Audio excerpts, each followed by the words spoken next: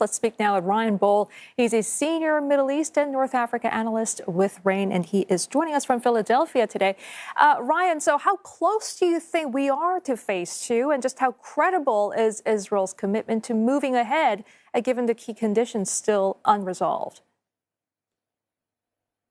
Well, remember when this ceasefire was agreed to a few months ago, the phases were sort of nebulous. It was more of the 20-point plan. So phase two is going to informally begin when this last hostage body is received. And so it's a question of when Hamas or Palestinian Islamic Jihad is able to do so, because at that point, some of the initial steps of that 20-point peace plan have been accomplished. And President Trump, Prime Minister Netanyahu, and Hamas are all eager to move the narrative along that the ceasefire is still continuing, at least in name. So it could be a matter of days when we're moving into that phase, depending on when the hostage is turned over. But that's kind of the timeline that we're thinking about here. Okay, Ryan. So Hamas says it's committed to the plan and seems to have largely abided with phase one. But what do you know about what Hamas is doing on the ground in Gaza? And has it resolved previously reported internal differences over where to take the organization?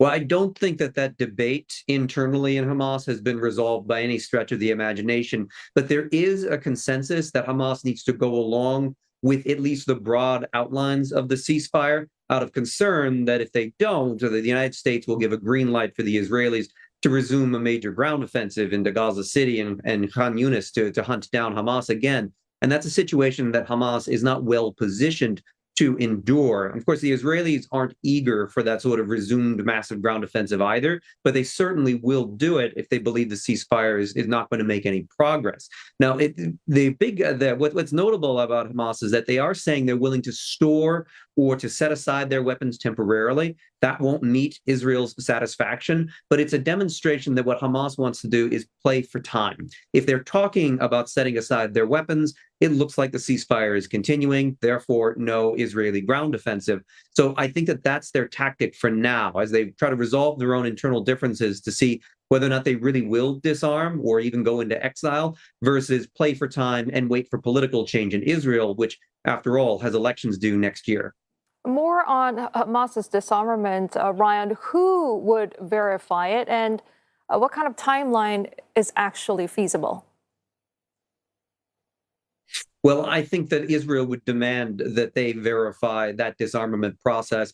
That does suggest that the Israeli troops would be throughout the Gaza Strip, identifying weapons and caches and destroying them themselves. I don't think the Israelis will outsource this to an international organization or even an Arab partner like Egypt or Jordan or the United Arab Emirates. They would be very insistent that they see it themselves. And this is a very tricky part already, because it will look like the Hamas is handing their weapons over to the Israelis in a surrender ceremony, and Hamas is eager to avoid that. And I think that that's going to be something that when the details of this process start to be really talked about, that's a clear area where there will be strong disagreement and a possible pushback that could lead to the wobbling or even the collapse of the ceasefire.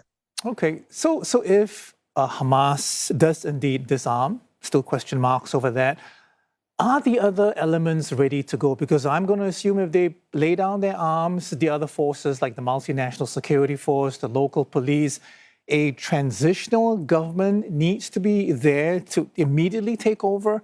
Are these elements anywhere near ready?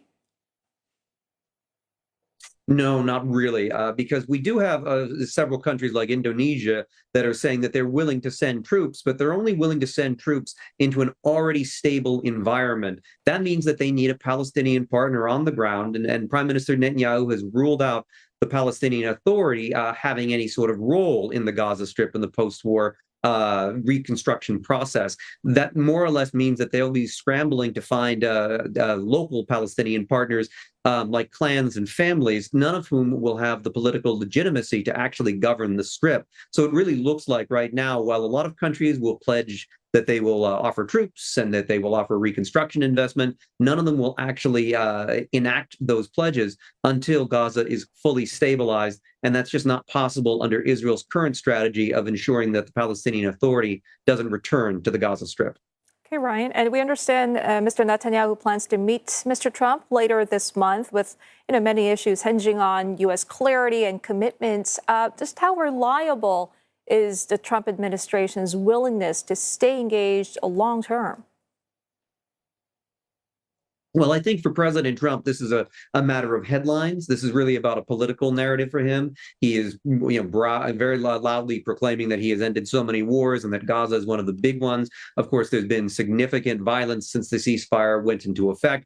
That nevertheless doesn't seem to bother him all that much. So I think that what President Trump will be looking for is an assurance from Netanyahu that he'll keep this pattern going, that he won't collapse the ceasefire unilaterally, let alone carry out a massive ground invasion of the Gaza Strip.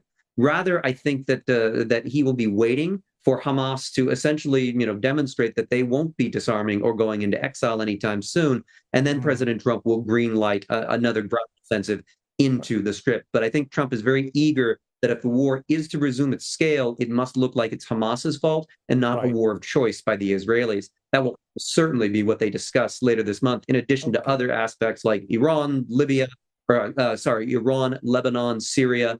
All of these other countries that the Israelis are militarily involved in or have been. Ryan, just very quickly, Netanyahu has formally asked for a pardon, which Trump, of course, raised first in October. I mean, where does this sit? Does it make any difference at all in terms of advancing this Gaza peace plan? I don't think that it does at the moment, in part because Netanyahu has ruled out going out of politics in exchange for this pardon. Now, it's hard to get into Isaac Herzog, the Israeli president's head, in terms of how he's viewing this. He may decide that it's better for Israel, with so many active fronts, to have more political consensus by getting rid of these corruption charges. That's something he could do. He has that presidential pardon power, after all.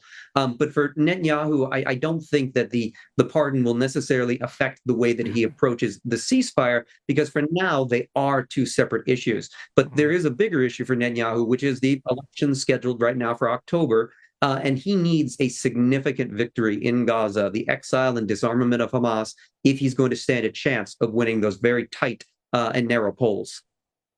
All right, Ryan, we leave it there. Always grateful for your time and for your thoughts. Ryan Ball, Senior Middle East and North Africa Analyst with RANE.